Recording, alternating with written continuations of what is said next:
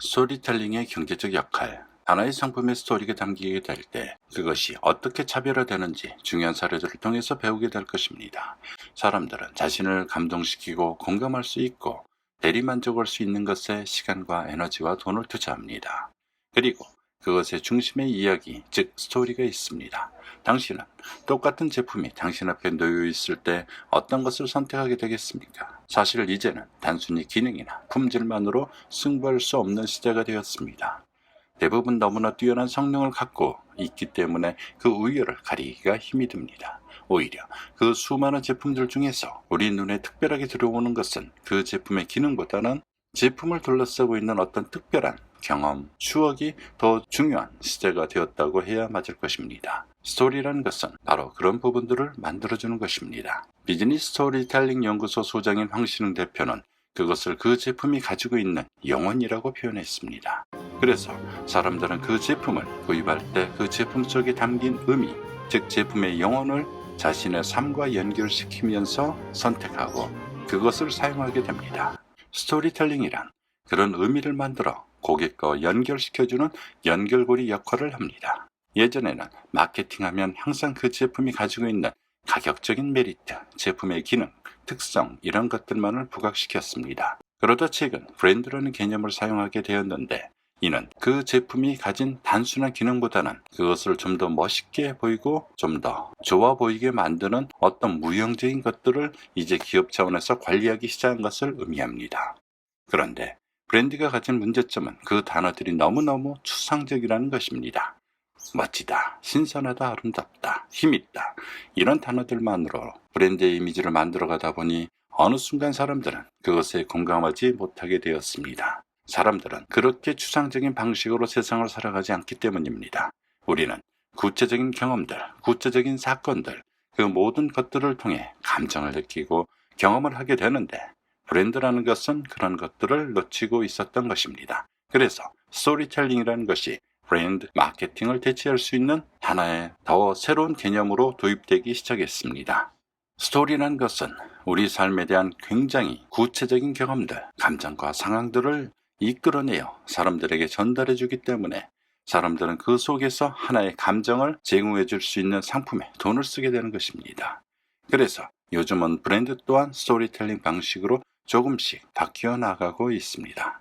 사람들은 훌륭한 스토리텔러가 되길 원합니다. 앞으로 스토리가 지배하는 이 세상에서 어떻게 그것이 적용되며 어떻게 성공적으로 힘을 발휘할 수 있는지 보게 될 것입니다. 이야기에는 힘이 있습니다. 이제 그 이야기들이 세상 속으로, 특히 비즈니스 속에서 얼마나 큰 영향력을 발휘하고 있는지 살펴보도록 합시다. 스토리텔링이란 무엇인가? 미래학자 럴프 에세는 소비자에게 꿈과 감성을 제공하는 드림 소사이어티가 올 것이라 선언했습니다. 지식과 정보의 경계가 무너지고 꿈과 감성이 이끄는 제4의 물결이 향후 국가 경쟁력을 좌우할 것이라는 말입니다. 더욱이 이 물결의 중심에는 상상력과 창의력으로 사람들의 꿈과 감성을 자극하는 스토리텔링이 핵심 키워드로 떠오르고 있습니다. 스토리텔링은 경제 성장의 새로운 동력으로 자리매김하고 있습니다. 이야기가 세상을 지배하고 이야기꾼이 부자가 되는 미래사회, 세상의 무게중심이 이야기로 옮겨지고 있는 것입니다. 스토리텔링은 우리 자신이 직접 경험한 이야기 혹은 전해 들은 이야기, 지어낸 이야기를 다른 사람에게 들려주면서 서로의 상상력과 감성을 주고받는 소통의 한 방식입니다. 따라서 스토리텔링은 이야기하는 사람이나 듣는 사람에 따라 다양하게 변형될 수 있으며 어떤 상황에서 어떤 목적으로 누구에게 이야기하느냐에 따라 그 방식도 달라질 수 있습니다. 또 스토리텔링은 인간의 감성에 호소하여 공감대를 끌어내는 가장 효과적인 방법이기도 합니다. 그렇기 때문에 단순히 이야기의 줄거리를 전달하는 것이 아니라 듣는 사람의 가슴을 움직일 수 있도록 자신의 생각과 느낌을 덧붙여 재구성할 필요가 있습니다. 그러나 같은 이야기라도 개인의 취향과 성향, 경험 등에 따라 이 이야기를 달리 해석할 수 있습니다.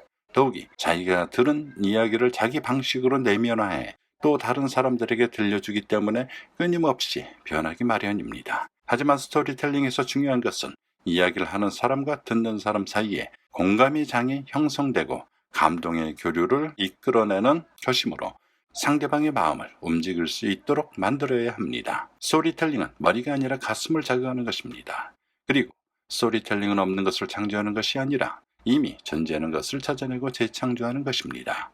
그래서 스토리텔링을 잘하는 사람은 재밌는 이야기를 잘 만들거나 글을 잘 쓰는 사람이 아니라 우리의 감성을 자극해 우리 스스로 자신만의 이야기를 만들게 하는 사람이라고 합니다.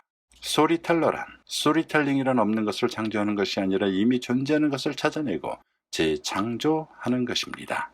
그래서 스토리텔링을 잘하는 사람은 재미있는 이야기를 잘 만들거나 글을 잘 쓰는 사람이 아니라 우리의 감성을 자극해 우리 스스로 자신만의 이야기를 만들게 하는 사람이라 할 수 있습니다. 스토리텔링의 정의. 우리는 태어나면서부터 스토리텔링에 의해 키워졌고 교육되어 왔습니다. 태어나면서부터 할머니나 어머니가 들려주시는 옛날 이야기를 들으며 자랐고 텔레비전을 통해 드라마나 영화를 보았으며 수많은 광고를 통해 다양한 형식의 스토리텔링을 만날 수 있었다. 뿐만 아니라 여행지에서 듣는 전설과 설화, 민담 역시 스토리텔링에 속하고 만화, 책, 게임, 뮤직비디오, 연극 역시 스토리텔링이기 때문입니다.